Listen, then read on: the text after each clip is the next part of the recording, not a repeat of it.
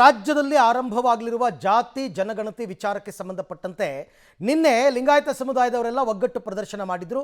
ಇವತ್ತು ಒಕ್ಕಲಿಗರ ಸಂದರ್ಭ. ಇವತ್ತು ನಿರ್ಮಲಾನಂದ ಶ್ರೀಗಳ ನೇತೃತ್ವದಲ್ಲಿ ಒಕ್ಕಲಿಗ ಸಭೆ ನಡೆಯಿತು. ಸಭೆಯಲ್ಲಿ ಡಿ.ಕೆ. ಶಿವಕುಮಾರ್, ಎಚ್.ಡಿ. ಕುಮಾರಸ್ವಾಮಿ ಮುಖಾಮುಖಿಯಾಗಿದ್ದಾರೆ. ಸ್ವಾಮೀಜಿಯ ಮುಂದೆ ಇಬ್ಬರೂ ನಾಯಕರು ಮುಖಾಮುಖಿಯಾಗಿರ್ತಕ್ಕಂಥದ್ದು. ಬೆಳಗ್ಗೆ ಮಾತಿಲ್ಲ ಕಥೆಯಿಲ್ಲ, ಸ್ವಾಮೀಜಿ ಬಂದು ಎದುರು ಬದುರಾಗಿದ್ದರು. ಆ ಸಂದರ್ಭದಲ್ಲಿ ಡಿ.ಕೆ. ಶಿವಕುಮಾರ್ ಕೈ ಮುಗಿದು ನಮಸ್ಕರಿಸ್ತಾರೆ ಡಿ.ಕೆ. ಶಿವಕುಮಾರ್ಗೆ. ಡಿ.ಕೆ. ಶಿವಕುಮಾರ್ ಅವರು ನಮಸ್ಕಾರ ಮಾಡಿದ್ದಕ್ಕೆ ಕುಮಾರಸ್ವಾಮಿ ಕೂಡ ಕೈಯನ್ನು ಎದೆಗಿಟ್ಕೊಂಡು ಅವರು ನಮಸ್ಕಾರ ಮಾಡ್ತಾರೆ. ಸ್ವಾಮೀಜಿ ಪಕ್ಕ ಕೂರೋದಕ್ಕೆ ಜಾಗ ಮಾಡಿಕೊಟ್ಟಿದ್ರು ಡಿ.ಕೆ. ಶಿವಕುಮಾರ್. ನಿರ್ಮಲಾನಂದ ಶ್ರೀಗಳ ಎಡ ಬಲದಲ್ಲಿ ಒಂದು ಕಡೆ ಉಪಮುಖ್ಯಮಂತ್ರಿ ಡಿ.ಕೆ. ಶಿವಕುಮಾರ್, ಮತ್ತೊಂದು ಕಡೆ ಕೇಂದ್ರ ಸಚಿವ ಕುಮಾರಸ್ವಾಮಿ ಇಬ್ಬರು ಕೂಡ ಕೂತು ಇವತ್ತು ಸಭೆಯನ್ನು ನಡೆಸಿದ್ದಾರೆ. ಪಕ್ಷಾತೀತವಾಗಿ ಒಕ್ಕಲಿಗ ನಾಯಕರು ಇವತ್ತೆಲ್ಲರೂ ಸೇರಿದರು. BJP ವತಿಯಿಂದ ಆರ್ ಅಶೋಕ್, ಅಶ್ವಥ್ ನಾರಾಯಣ್, ಡಾಕ್ಟರ್ ಸುಧಾಕರ್ ಇವರೆಲ್ಲರೂ ಕೂಡ ಬಂದಿದ್ದರು. JDSನಿಂದ ಕುಮಾರಸ್ವಾಮಿ, ನಿಖಿಲ್ ಕುಮಾರಸ್ವಾಮಿ ಅವರೆಲ್ಲ ಇದ್ದರು. ಕಾಂಗ್ರೆಸ್ನಿಂದ ಡಿ.ಕೆ. ಶಿವಕುಮಾರ್ ಬಂದಿದ್ದರು. ನೋಡಿ, ಈ ಸಂದರ್ಭದಲ್ಲಿ ಅವರು ಮುಖಾಮುಖಿ ಆಗಿರ್ತಕ್ಕಂಥದ್ದನ್ನು ಗಮನಿಸ್ತಾ ಇದ್ದೀರ. ಓಕೆ, ಆಮೇಲೆ ಇವತ್ತಿನ ಸಭೆಯಲ್ಲಿ ಒಗ್ಗಟ್ಟು ಪ್ರದರ್ಶನವಾಗಬೇಕು ಅನ್ನೋ ಕರೆಯನ್ನು ಸ್ವಾಮೀಜಿಗಳು ಈ ಹಿಂದೆಯೇ ಕೊಟ್ಟಿದ್ದರು. ಮಠಾಧೀಶರುಗಳು ಕೂಡ, ಒಕ್ಕಲಿಗ ಸಮುದಾಯದ ಮಠಾಧೀಶರುಗಳು ಕೂಡ ಜೊತೆ ಇದ್ದರು.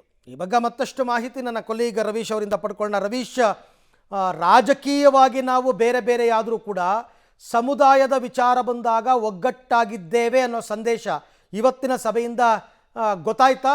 ಸಂದೇಶ ರವಾನೆ ಆಯ್ತಾ ಅಂತ?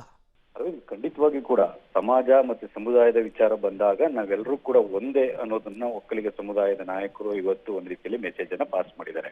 ಅಂದ್ರೆ ಒಳಗಡೆ ಯಾವುದೇ ರೀತಿಯ ರಾಜಕಾರಣ ಕದನ ಬೇರೆ ಬೇರೆ ರೀತಿಯಲ್ಲೂ ಕೂಡ ಒಳಗಡೆ ಹೊರಗಡೆ ಇರಲೇಬಹುದು, ಆದ್ರೆ ಸಮಾಜ ಅಂತ ಬಂದಾಗ ನಾವೆಲ್ಲರೂ ಕೂಡ ಒಟ್ಟು ಅನ್ನೋದು ಆ ಕಾರಣಗಳಿಗೋಸ್ಕರವಾಗಿಯೇ ಯಾರೊಬ್ರು ಕೂಡ ಈ ಒಂದು ಸಭೆ ಕರೆದಂತದಕ್ಕೆ ಗೈರಾಗಿರ್ಲಿಲ್ಲ.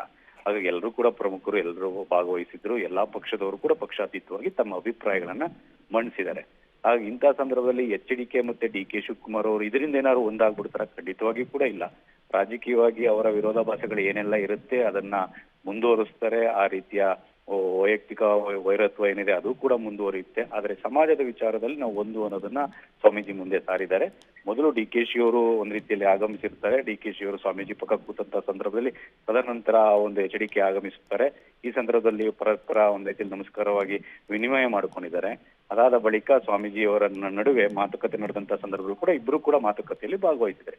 ತದನಂತರ ಎಲ್ಲೋ ಒಂದ್ ಕಡೆ ಅಂತರವನ್ನ ಕಾಯ್ದುಕೊಳ್ಳುವಂತ ಪ್ರಯತ್ನವನ್ನ ಮಾಡಿರ್ತಕ್ಕಂಥದ್ದು. ಆದ್ರೆ ಒಳಗಡೆ ಪ್ರಸ್ತಾಪ ಆದಂತ ಸಂದರ್ಭದಲ್ಲಿ ಡಿ.ಕೆ. ಶಿವಕುಮಾರ್ ಅವರ ವಿಚಾರವನ್ನ ಕುಮಾರಸ್ವಾಮಿ ಅವರು ಕೂಡ ಪ್ರಸ್ತಾಪ ಮಾಡಿದ್ದಾರೆ. ಜೊತೆಗೆ ಕುಮಾರಸ್ವಾಮಿ ಅವರ ಹೆಸರನ್ನ ಹಲವು ಬಾರಿ ಡಿ.ಕೆ. ಶಿವಕುಮಾರ್ ಅವರು ಕೂಡ ಪ್ರಸ್ತಾಪ ಮಾಡಿರ್ತಕ್ಕಂಥದ್ದು. ಹಾಗಾಗಿ ಎಲ್ಲೋ ಒಂದ್ ಕಡೆ ನಮ್ದು ರಾಜಕೀಯ ವೈರತ್ವ ಮತ್ತೆ ಎದುರಾಳಿತನ ಏನೇ ಇದ್ರು ಕೂಡ ಸಮಾಜದ ವಿಚಾರದಲ್ಲಿ ನಾವು ಇಬ್ರು ಒಂದೇ, ನಾವೆಲ್ಲರೂ ಕೂಡ ಒಂದೇ ಅನ್ನೋದನ್ನ ಇವತ್ತಿನ ಸಭೆಯಲ್ಲಿ ಸಾರಿರ್ತಕ್ಕಂಥದ್ದು. ರೈಟ್, ಥ್ಯಾಂಕ್ ಯು ರವೀಶ್, ತಮ್ಮ ಎಲ್ಲ ಮಾಹಿತಿಗೆ ಧನ್ಯವಾದ. ಇನ್ಫ್ಯಾಕ್ಟ್ ಆ ಸಂದೇಶ ರವಾನೆ ಆಗಬೇಕು ಅಂತಲೇ ಇವತ್ತು ಎಲ್ಲರನ್ನೂ ಕೂಡ ಸೇರಿಸಿದ್ದು. BJP ನಾಯಕರಿದ್ದರು, ಕಾಂಗ್ರೆಸ್ನವರು ಇದ್ದರು, JDSನವರು ಇದ್ದರು.